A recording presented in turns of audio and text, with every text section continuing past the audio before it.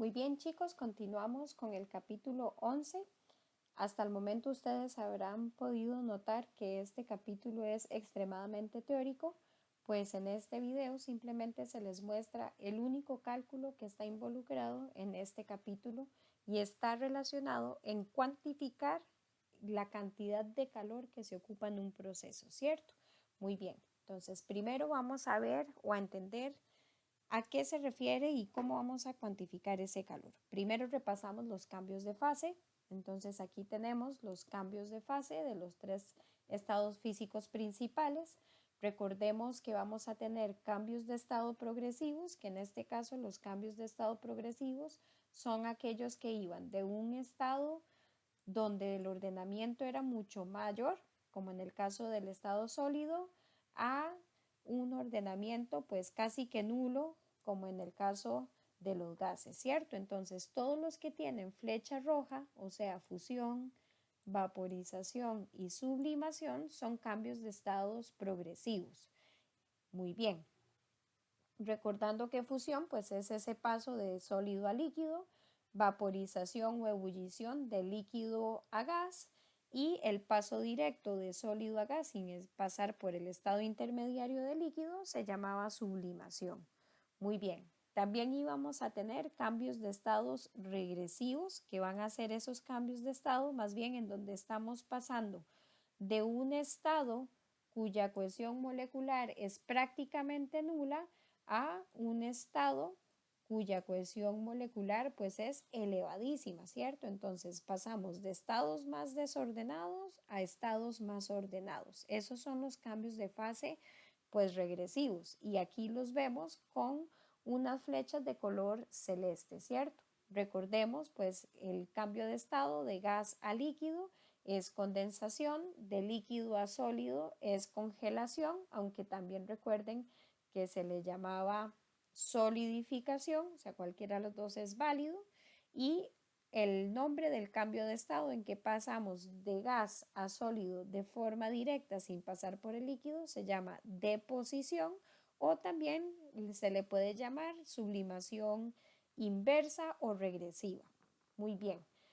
Pues si lo que vamos a pretender ahorita es cuantificar flujos o cantidades de calor, pues quiere decir que esto está asociado al carácter energético de estos cambios de fase. Entonces, todos los cambios regresivos, ¿verdad? Progresivos, para que ocurran, requieren absorber energía en forma de calor. Por eso, todos los cambios de estado con flecha roja, pues son procesos endotérmicos, ¿verdad?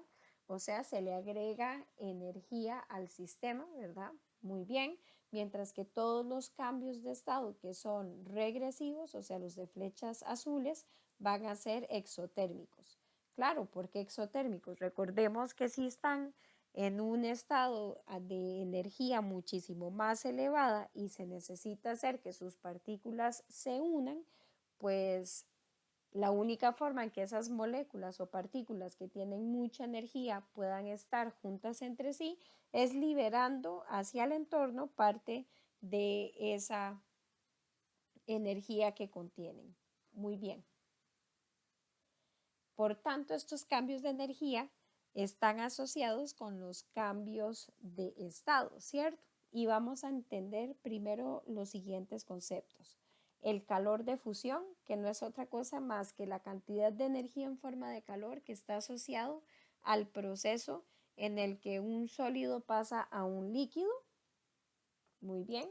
El calor de vaporización es simplemente pues ese cambio de estado, ¿verdad? O esa cantidad de energía en forma de calor que va a implicar hacer la transición del estado líquido al estado de vapor, ¿cierto? Y que vamos a utilizar de hecho el calor molar de vaporización, en donde simplemente este calor pues vamos a interpretarlo como una medida de la intensidad de las fuerzas intermoleculares, ¿cierto? Que se ejercen en un líquido.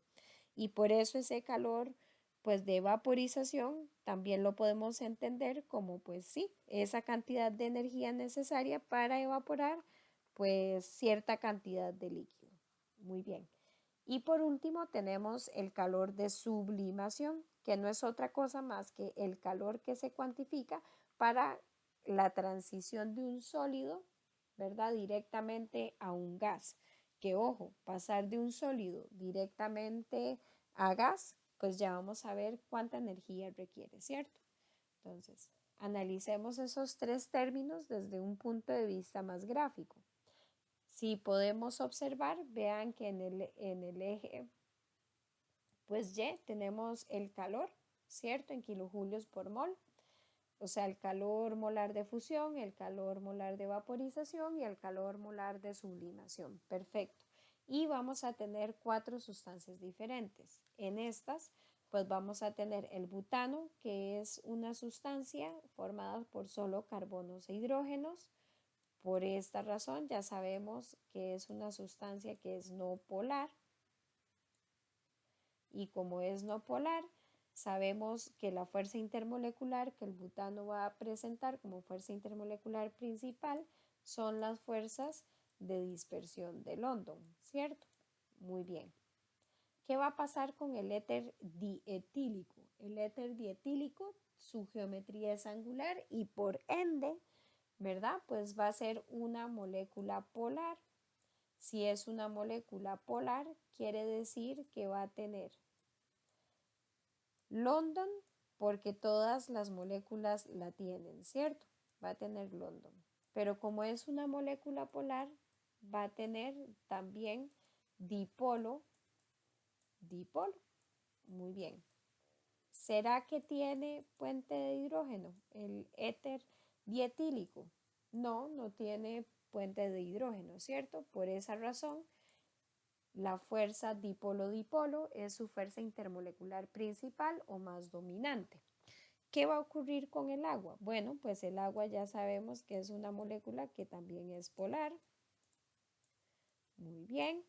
Y como es polar, tiene London porque todas las moléculas la tienen. Tiene dipolo, dipolo por ser una molécula polar. Pero adicional a esto, nos recordamos viendo su fórmula que tiene puente de hidrógeno. Muy bien.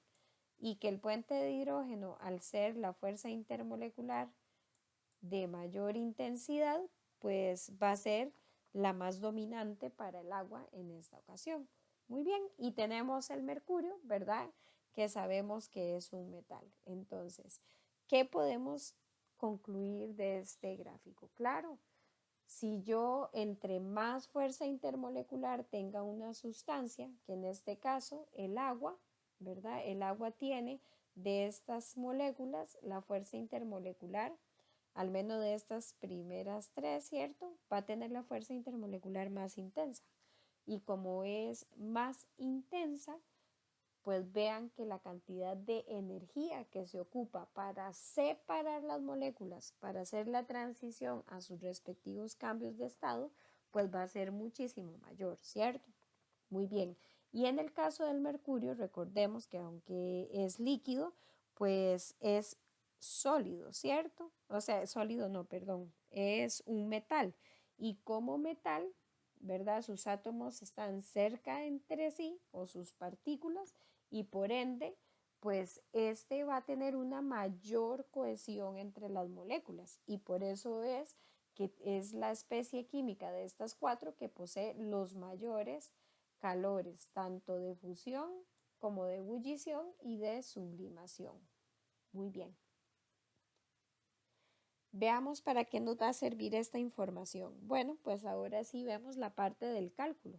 Vamos a tener la herramienta llamada curvas de calentamiento.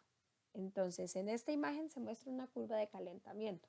Por lo que podrán ver, no es una curva per se, sino simplemente lo que se está graficando es que en función de la temperatura se logra estimar cuánto calor pues va consumiendo o liberando en el proceso. En este sentido, como se llama curva de calentamiento, pues estaríamos yendo hacia este sentido, ¿verdad? Muy bien.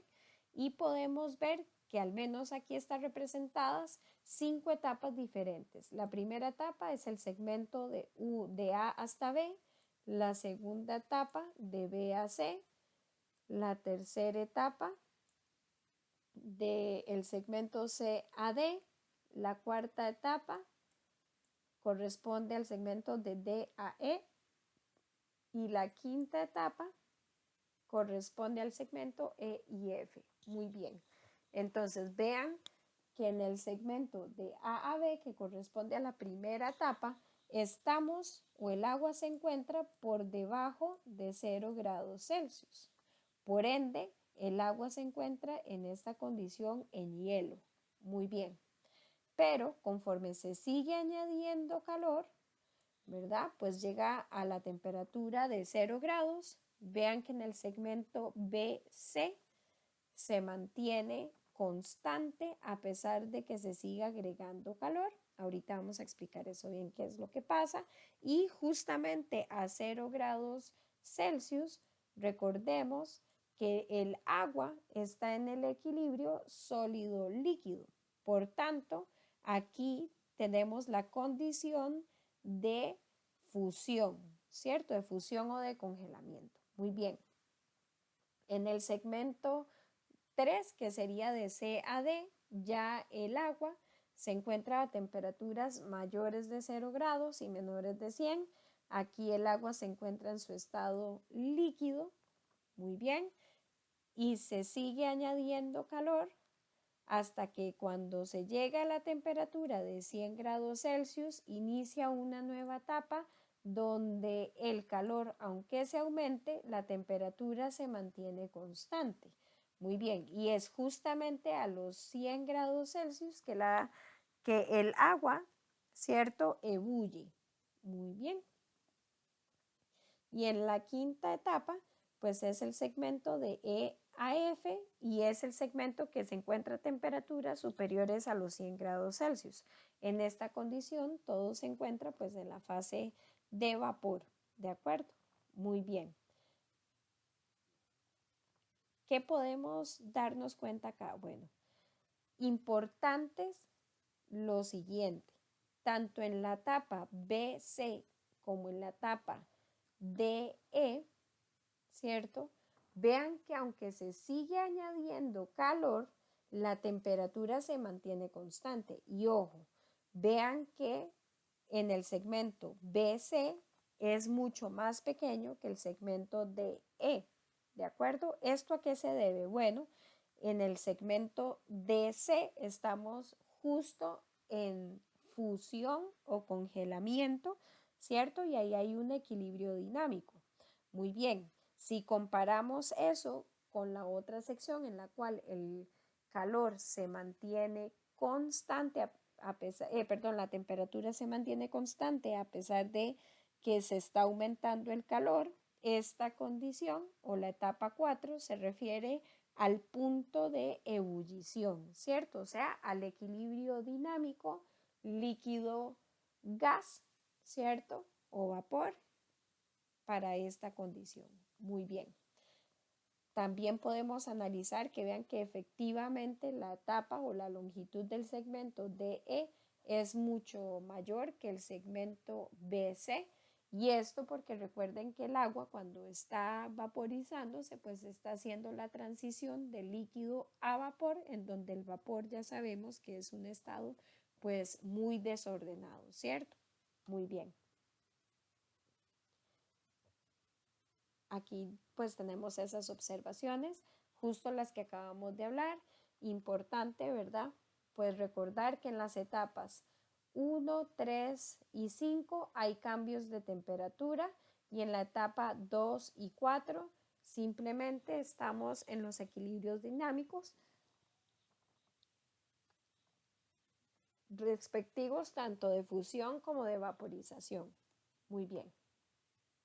¿Qué fórmulas vamos a usar?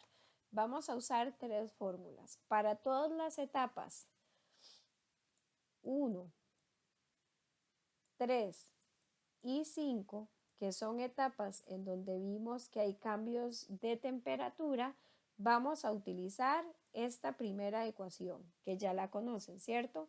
masa, ¿verdad? M por el Cp por el delta T, el calor específico. Muy bien, recordando también que en la etapa 2 íbamos a estar en un proceso de equilibrio dinámico o de congelamiento, muy bien, y por tanto la entalpía o el calor, porque vamos a estar a presión constante, y recuerden que a presión constante la entalpía pues no es otra cosa más que el calor.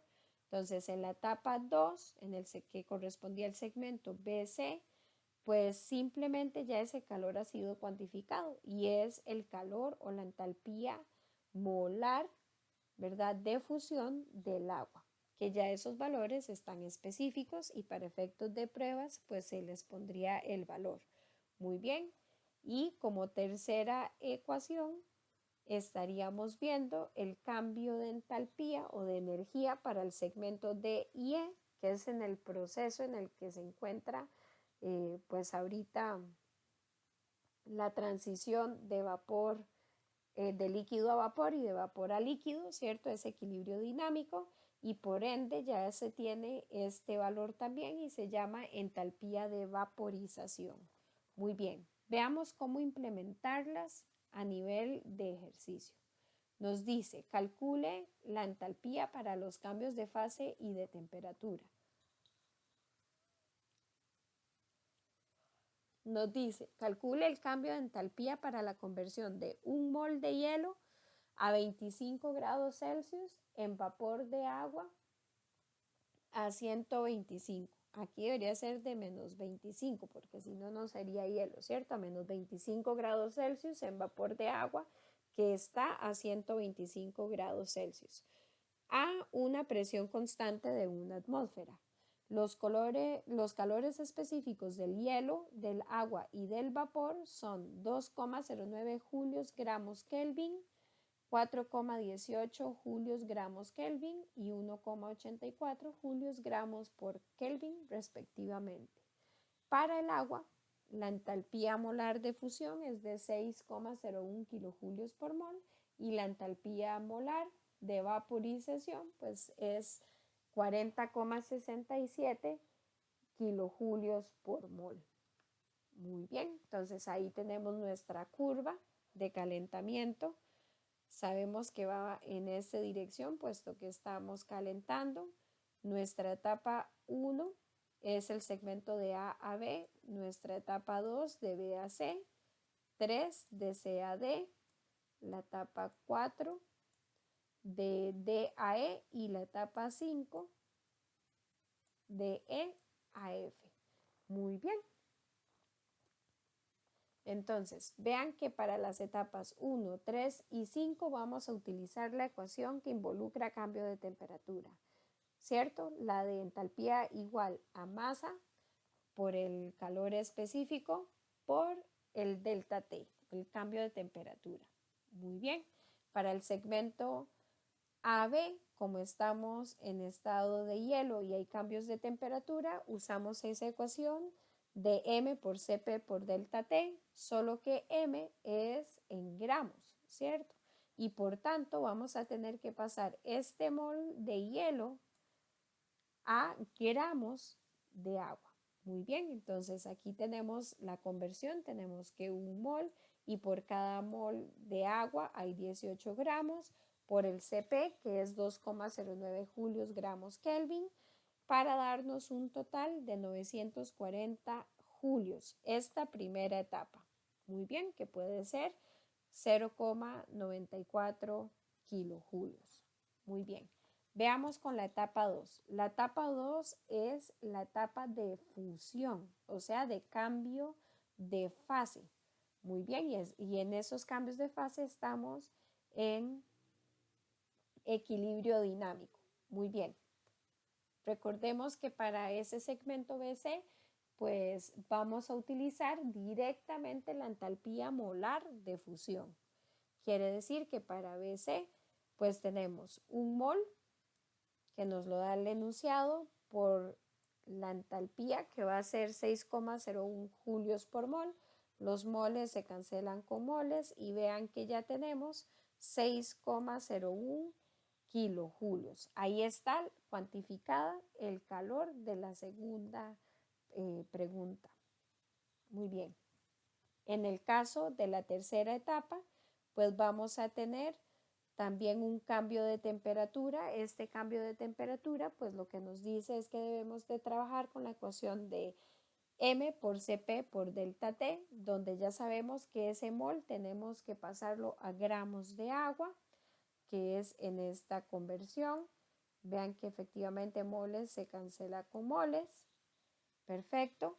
Como en esta fase 3 el agua está líquida, pues vamos a usar el valor de esta pues entalpía molar directamente, que es de 4,18 julios gramos por Kelvin, ¿cierto? Por los 1000 Kelvin, y tendríamos un resultado de 7520 kilojulios, ¿cierto? Perdón, julios, y de 7,52 kilojulios. Muy bien. Pasamos a la siguiente etapa, que sería a la etapa de D a E. En esta etapa de D a E estamos en equilibrio dinámico. Vean que aunque se le agregó calor, aquí la línea o la temperatura se mantiene constante. Entonces vean que eso es importante tenerlo bien presente. Aquí, como es un cambio de fase, solo que es el cambio de fase de líquido a vapor, vamos a utilizar el calor de vaporización del agua. Muy bien.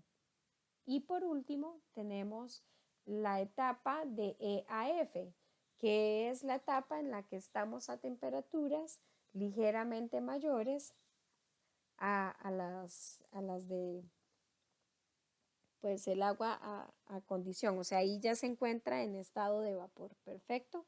Muy bien, como hay un cambio de temperatura, sabemos que la ecuación que vamos a utilizar es la de M por el Cp por el delta T, ¿de acuerdo? Vean que aquí tenemos la conversión de este mol de agua, como un mol son 18 gramos, y el Cp nos dice, pues bueno, pues un gramo Kelvin es igual a 1,84 julios. Esto quiere decir que el calor cuantificado para esta zona es de 830 julios en kilojulios, 0,83 kilojulios. Muy bien.